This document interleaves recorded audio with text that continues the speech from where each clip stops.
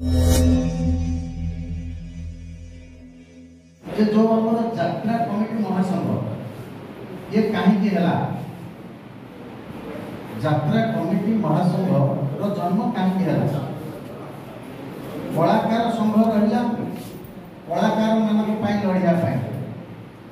यात्रा मालिक संघ रहा यात्रा मालिक संघ मान लड़िया अर्थात बिजनेस आगू बढ़िया किंतु ये दुई जन भितर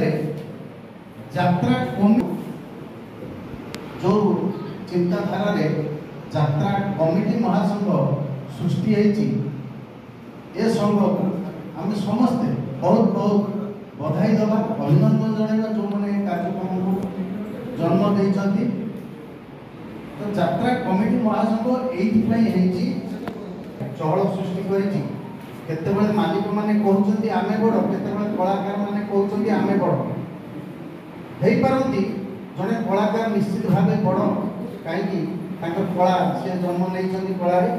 मालिक माने पैसा खटे सी भी कहते बड़ किंतु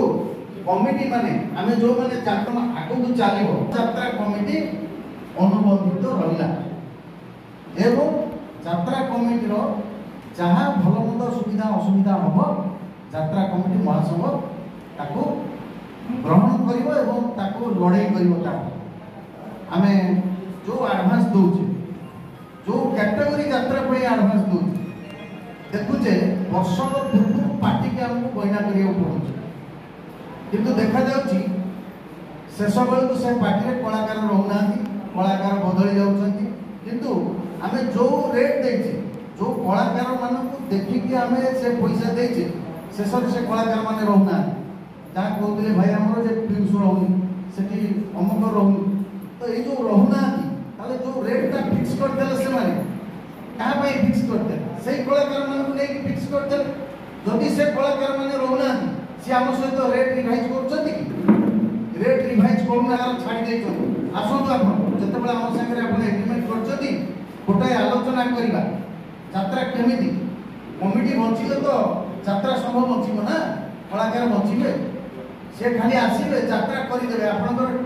माने इनकम हो न हो से पैसा नहीं की यात्रा जो रेट फिक्स कले बाहर जो बंधु मैंने कहते हमको काठ दियो